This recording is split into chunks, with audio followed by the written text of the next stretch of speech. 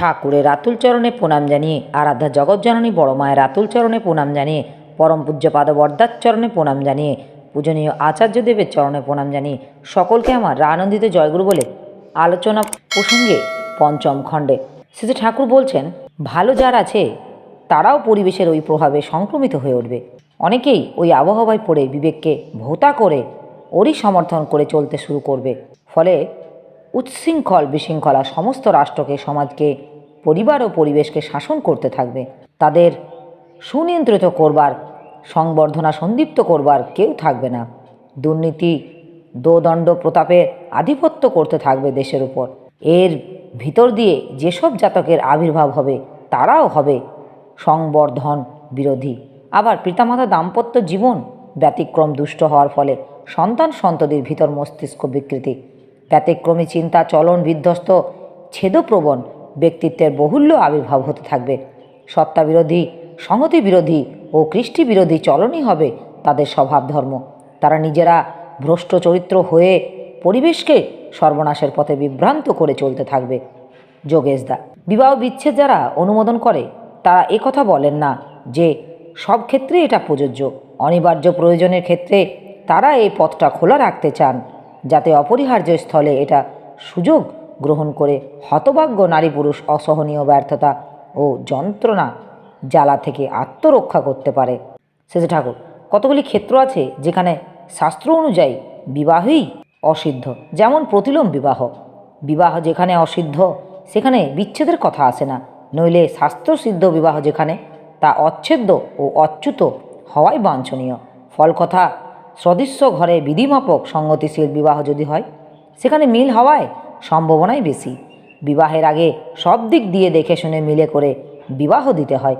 বিবাহ বন্ধন অচ্ছেদ্য ও অচ্যুত স্বামী স্ত্রীর মনে এই স্বীকৃতি থাকলে তাদের পারস্পরিক প্রীতি, ক্ষমা, সহ্য, ধৈর্য, অধ্যাবসায় ও সেবার ভিতর দিয়ে উভয়ই ব্যতীয় চলন ও ক্রমনিয়ন্ত্রণে সঙ্গতিশীল হয়ে ওঠার সম্ভাবনাই বেশি।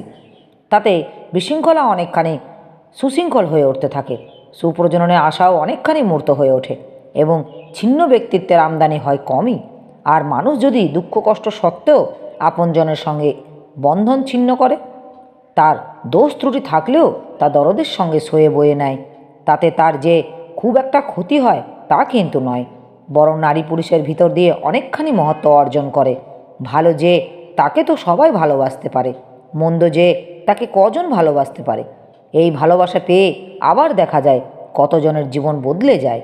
স্বামী হয়তো মাতাল, বেশ্যাসক্ত, স্ত্রীর উপর অকথ্য অত্যাচার করে, সেই স্বামী স্ত্রী পরিচর্যায় সোনার মানুষ হয়ে যায়। এরকম ঘটনা যথেষ্ট ঘটে। স্ত্রীর আচরণও পুরুষরা কম সহ্য করে না, এইভাবে সংসার চলে। ছেলেটা যদি বেয়াড়া হয় তাহলে কি তাকে তাড়িয়ে দিতে হবে নাকি? তাহলে সে দাঁড়াবে কোথায়? কোন আশ্বাসে, কিসের আশায় নিজেকে পরিশুদ্ধ করতে চেষ্টা করবে? ভালোবাসায় তো মানুষকে বাঁচায়, ভালোবাসায় তো মানুষকে ফেরায়। সংসারে যদি তার অনটন পড়ে যায় তবে সংসার চলবে কি করে, জড়ে গড়ে থাকবে কি করে? বিশেষ প্রয়োজনীয় ক্ষেত্রে স্বামী স্ত্রী উভয়ে সাময়িক ঠাঁই নাড়া হয়ে থাকতে পারে, কিন্তু নারায়ণ সাক্ষ্য করে যে বিবাহ করে সে বিবাহ হলো একটা পুত অনুষ্ঠান। তার বিচ্ছেদ হবে কেন? দু চারটে ক্ষেত্রে বিবাহ বিচ্ছেদের অনুমোদন যদি থাকে তাহলে দেখা যাবে অনেকেই তার সুযোগ গ্রহণ করতে চেষ্টা করছে। জাতীয় চলনওয়ালা যারা, তারা আবার নিজেদের দল বাড়াতে কসুর করবে না। কোনটার সুবিধা বেশি, অসুবিধা কম ভেবে দেখতে হয়। যেসব দেশে বিবাহ বিচ্ছেদ আছে তাদের তো শুনি পারিবারিক জীবনে অশান্তির অন্ত নেই। আমরা কি খাল কেটে সে কুমির ডেকে আনবো? বিবাহ বিচ্ছেদ হলে ছেলেমেয়েরা মা থাকতে মা পাবে না, বাবা থাকতে বাবা পাবে না, এরকম একটা অসহনীয় অবস্থা সৃষ্টি হবে। আপনি আমি যদি ওই অবস্থায় পড়ি তাহলে কেমন লাগে? ধীরে ধীরে মেঘলা কেটে গিয়ে রোদ উঠেছে, তাই দেখে শ্রী ঠাকুর খুব খুশি। গায়ের চাদরটা খুলে ফেললেন, বঙ্কিমদাকে দেখে বললেন, এই যে রয়টার এসে গেছে, সংবাদ কি কয় দেখি? বঙ্কিম রায়, নতুন সংবাদ কিছু নেই। শ্রী ঠাকুর, নতুন সংবাদ যখন দিলে না তাহলে কও শ্বাস ধাতুর মানে কি কি আছে? বঙ্কিমদা বই দেখে এসে বললেন, শাসন, উপদেশ, অনুশাসন, আশা, প্রার্থনা। শ্রী ঠাকুর, শাস্ত্র কথা তো শ্বাস ধাতু থেকে, তাই না?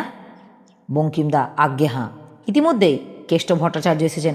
তিনি কথায় কথায় বললেন, আজকালকার শিক্ষিত লোক যারা তাদের বেশিরভাগই শাস্ত্র অনুশাসনের তাৎপর্য বুঝতে পারে না শ্রী ঠাকুর। তার মানে আমাদের ঐতিহ্য, সংস্কৃত ও কৃষ্টির সঙ্গে পরিচয় নেই, দৃষ্টিভঙ্গি উল্টো হয়ে গেছে। তাই নিজেদের জীবন দ্বারাকে অগ্রাহ্য করতে দ্বিধাবোধ হয় না, কিন্তু ইষ্ট, কৃষ্টি, বৈশিষ্ট্য ও জাতীয় মেরুদণ্ডকে বরবাদ করার বুদ্ধি যদি হয়, তাহলে মানুষের নিজস্ব বলে কিছু থাকে না। সে অবস্থায় পরপদ লেহি কুকুরের মতো দাঁড়ে দাঁড়ে ঘোড়া ছাড়া পথ থাকে না। কারণ ব্যক্তিত্বের যে গড়ন থাকলে পরিবেশের সেবার ভিতর দিয়ে মানুষ সৎ ও স্বাধীনভাবে দাঁড়াতে পারে, সেই গণনায় যায় ভেঙে। ফলে শিশন্য দরপূরণী সন্ধিসায় অন্ন বস্ত্রের লোভে, পয়সার লোভে, মিথ্যার অভিমানের লোভে আত্মবিক্রয় করে নানা রকম হীনবৃত্তি অবলম্বন করা ছাড়া উপায় থাকে না। শ্রেয়পন্থী যারা, তাদের স্বাভাবিক প্রবণতা হওয়া উচিত অশ্রেয়পন্থী যারা, তাদের ওই শ্রেয় খ্রিস্টির প্রতি শ্রদ্ধাশীল করে শ্রেয় সন্দীপ্ত করে তোলা।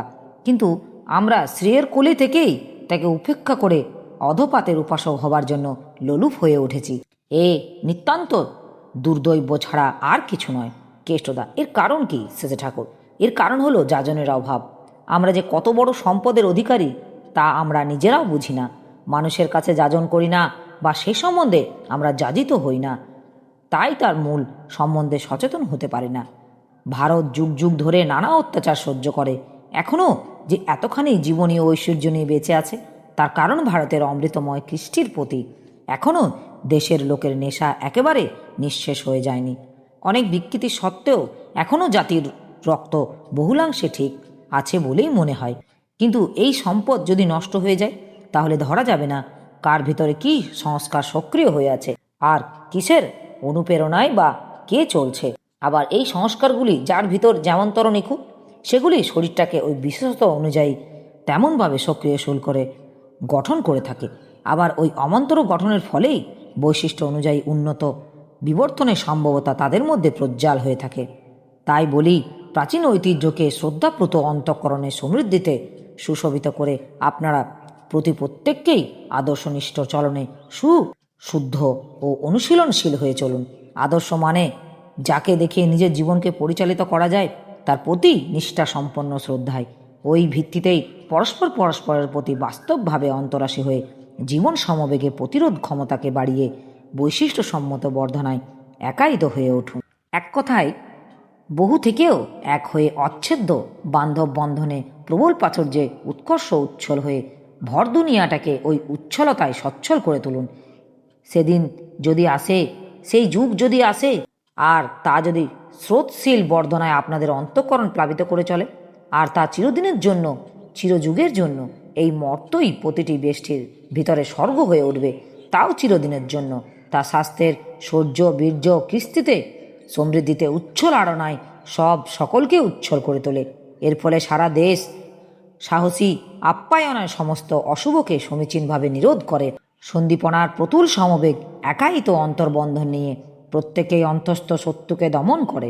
দেবত্বের পূজা ও উৎসর্গকে সমীচীন অর্ঘ্য নিবেদনে স্বস্তি ও সমৃদ্ধিকে আবহান করে চলবে। আমার এই আলোচনা প্রসঙ্গে কিছু ভুল ত্রুটি হয়ে থাকলে আপনারা আমায় ক্ষমা করবেন।